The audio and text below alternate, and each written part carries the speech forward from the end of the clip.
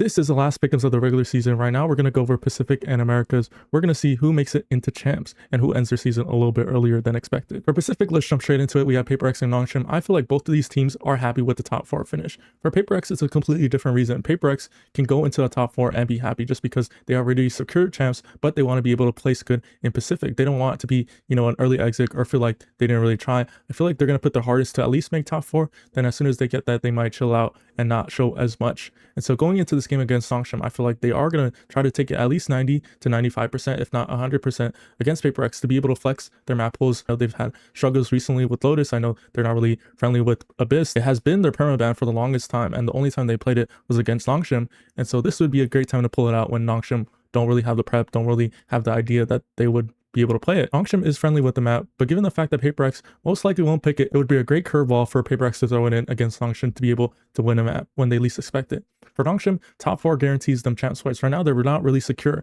They win a Masters Santiago championship, but at the same time, since they didn't have a good stage 1 and that didn't lead to a falling Masters run, that led them a little bit lackluster and having to make up for that in stage 2. Stage 2, they do pretty decently, but out of the play-ins, they have been flying like a rocket. Nongshim can go back to a lot of their old stuff, but at the same time, it's a different map pool.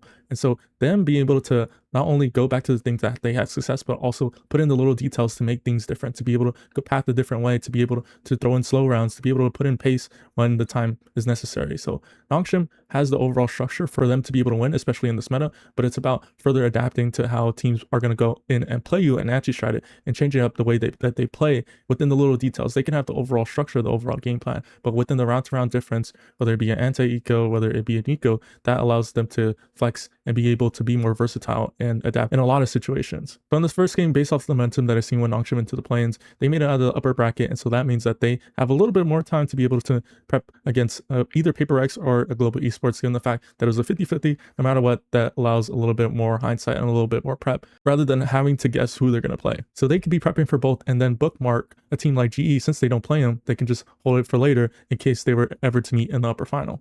And for Global and KRX, I think KRX has shown really great signs. I don't think it's enough to be able to make top 4. I mean, they definitely need top 2 to be able to make it. Top 4 is pretty good. However, they would need a lot of things to happen in their way. They would need both Gen.G and Viral to not make it into the top 2. I mean, if Gen.G and Viral win their first games, at least one of them would be able to secure a spot in the grand final. So that would be bad news for KRX that could win with chance points, but they would have to rely on Nongshim and PaperX to be able to go into the grand final. So a scenario like this where PaperX just goes on a lower bracket run and they meet Nongshim and the grand final, then that would be something that KRX would be happy with. GE, I believe, is a good team. They've had a bunch of time to be able to prep for a bunch of these teams. They've seen the play-in games. They seem like a team that just needs a little bit of time. Like, they started out really great into the stage. I don't think it was anything dominant per se, but I feel like they had a lot of good ideas. And being able to go against a KRX that's shown a lot of footage that has shown how they're going to be able to play map to map and how their overall game plan is and how Mako can be disrupted depending on the game plan. Like, I feel like Mako's calling has been great, but it hasn't been as fluid, where when things get rough, it feels like sometimes Mako needs a little bit of help to be able to get my ideas to get himself out of the round. So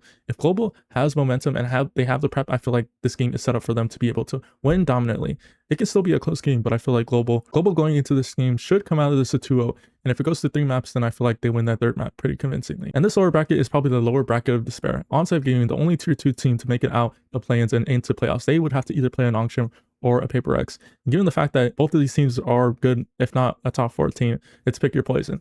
And so they're going to be watching this upper round game of PaperX and Nongshim and feel like, okay, hopefully we can get bad versions of either of these teams. PaperX really hasn't shown any games where they've been like, kind of lazy or, just having an off game. I feel like this team overall is so good that they just have the system ingrained into themselves, but also they have the gameplay. They're always fighting for space. They're always taking aggro times, and they always have the ability to clutch. I mean, PaperX, it feels like PaperX, even on their off day, is a top 4 team in Pacific. They are just that good.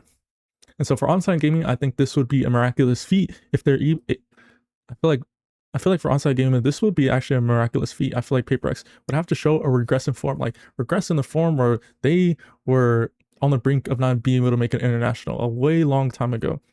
For them to do that, that would be pretty insane. But again, this is PaperX. KRX versus T1. T1 has looked like a top 4 team. I think it's pretty debatable on whether they are a top 2 team right now, just because they've had a little bit of inconsistency. I know in the play-ins, they were the team that lost to Nongshim, which led them into the lower bracket. And given the fact that DFM didn't really have a great performance, like if they're going back and forth and T1 just scraped by, I would feel a lot less higher on them. I feel like T1 has been good, but they at their floor they can be a little bit mediocre and a little bit stale. And so if T1 were to play a little bit mediocre, not have the best start to a game, I feel like KRX can win. But given that T1's pedigree and the fact that they have a stacked roster, I mean, T1 is the superstar roster. I mean, we have Stacks, we have Izu, we have the Meteor, we have Munchkin, we have Buzz. So a community narrative about T1 is just like, you know, I hope they do good, but you know, it's not expected of them that much. Like if they don't make it into Masters, it'd be like, oh wow, they didn't make it. But then there would be no backlash. There would be no any significance compared to if Leviathan didn't make it in or Energy didn't make it in. And so with that, I'm going to go with T1. I feel like a majority of people feel the likely scenario is that these two teams are pretty inexperienced. Besides, the only players that have experience on an international stage or in pressure situations is Texture and Charon, and they're on Genji. But if Nongshim is able to beat PaperX, even in the 3-map series where they just scrape by, I feel like they can carry that momentum against the Genji. While Vero, Foxy9 is quote-unquote a veteran, but he's been kind of bouncing around. He's finally found his home with Vero. And honestly, he's been one of the top 4 players in Pacific throughout this whole stage. I mean, he's been the highlight of Pacific recently just because of his story and the narrative that follows him. He finally has a home. But for the rest of the team, they barely got their first win into stage 2. And so that brings a lot of pressure onto them. They are now the top seed. And so they're potentially 2 wins away from being able to make it into champs and securing it. And it would be so great of a story. So for Genji, I feel like they have the caliber. And for Vero, they have the caliber. It's just about whether they have the stakes in the game. If Vero is flying off to a good start and they just cruise on by and beat global, then that is a good sign for Vero. However, if it comes to a third map where things were a little bit shaky, then what does Vero rely on? Even bias aside, I feel like the quality of Nongshim is overall better than Genji. I feel like Genji has been having really great form and they went undefeated into stage 2. But the only caveat is that Genji has played Nongshim. However, Nongshim was still kind of figuring out what they want to do. It was the second match of the group stage. However, I feel like Nongshim wasn't in that great of a form. They're still figuring themselves out. I don't think they even had RB on the Yoru at the time. They're still running and this isn't the Neon Yoru, this is the Neon Phoenix, where X-Frost was on the Phoenix, and right now they've completely abandoned that back to the Neon Yoru. So given the fact that Nongshim has adapted, they reverted away from Lev style and have gone back to a similar style of what made them successful to be able to win Master Santiago, but they're also evolving it. And so with that, I would pick Nongshim against Genji. And in Vero, I think Vero versus GE, I think GE, and for this game, with that said about Foxy9, I think this team is capable. I just need to see how they respond to adversity, especially against Global. I think the only caveat to this is that Global may be a better mismatch towards Vero versus KRX. I feel like if Vero were to play KRX, even though they had beaten KRX before, I feel like in a high pressure stakes in a playoff game that they could potentially not be able to outmatch a human that's having a really good game or a Mako that has really good calling. I feel like Vero would have a better time playing Global, and rather than having the Korean players on a Japanese org, in this case Vero against a KRX with other Korean players, just again does the same narrative where Foxy9 can be able to make it into chance potentially against his old team of DRX. And Global versus PaperX, I think PaperX clearly outshines Global in a lower round. Again, this is where PaperX is shining. If they make it into this top 4 position, and even if they lose out to regardless of this opponent, I feel like PaperX is happy knowing that they can be able to make it and be competitive, but without showing a lot. Of course, they would want to make it to a grand finals. I would think that would establish them as a dominant team. But given the fact that we as a community want to be able to see new teams on the champ stage, I think that would be a win-win for everybody. For T1 and Genji, I think the funniest thing is that Munchkin left Genji and that left them scrambled. They look nowhere near competitive as they are now. And given the fact that T1 goes to play Genji and Munchkin plays against his old team, and even though Genji has created a new style where we have texture on the chamber and we have a lot of players flexing their roles, I mean, Ash on the Neon, like, I feel like in this game, it's a no-brainer where T1, unless Genji have a really good mental and be able to bounce back against, you know, the big haymaker blows of T1. PaperX and T1 attell all this time. However, this case, they would both be able to qualify because last time PaperX and T1 played with the most important stakes was to be able to make it into Masters London.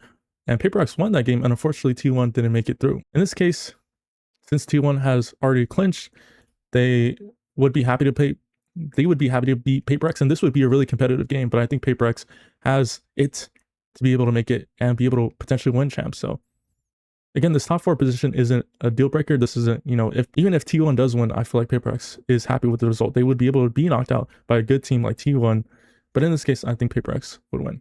So initially, I had Nongshim being able to make it into the grand finals, but given the fact that making this top 4 position in either the upper finals or lower round of 3, they would clinch them a top 4 spot. That would clinch them champs.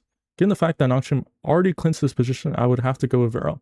releasing all of the stakes in the silver final because it would pretty much be pointless. Getting first in the grand finals doesn't really have the stakes as a Masters, where a playoff team that gets a first seed in the regional, they would skip the group stage. They would skip the group stage of, let's say, a Masters London or a Masters Santiago. While getting first in champs doesn't secure you that bye into the group stage. Everybody plays the group stage in champs. So in this case, I would have Varel clinch first, and then we would have a game of Nongshim versus Varel in the grand finals. And of course, Varel clinching champs, they probably won't. Obviously, they would still care. They would still want to win a trophy. I feel like that would be the biggest achievement. And even if they're not as successful in champs, I feel like that would be a big accomplishment for our org that didn't get their first win until stage 2.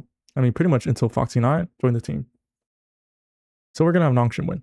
Okay, Loud versus Furia. I think Furia has been on a good roll. I mean, basic, they're initiator player slash flex player slash phoenix player slash deadlock player slash breach player. I mean, this man does it all and is fragging on the way. I mean, bro, he's been one of their best players, and while they had an 0-5 stage. And so one thing I kind of called out earlier in the season is them picking up Calm allows this team to be able to buy into the system. I feel like an early version of this Furia where they're doing questionable roster moves, they're just banging heads on the ideas of how they should play the game. And so in that case, there was a controversial move of EU being removed again for Calm. I feel like this decision feels a lot more validated. This team is bought into realizing, okay, what are our player strengths? Yes, Koala Noob is a great op, but we don't necessarily need that. What does this meta need? This meta needs players to be able to take space, take timings, and be able to have their aggression to be able to win a round. We can't sit passive on an op line.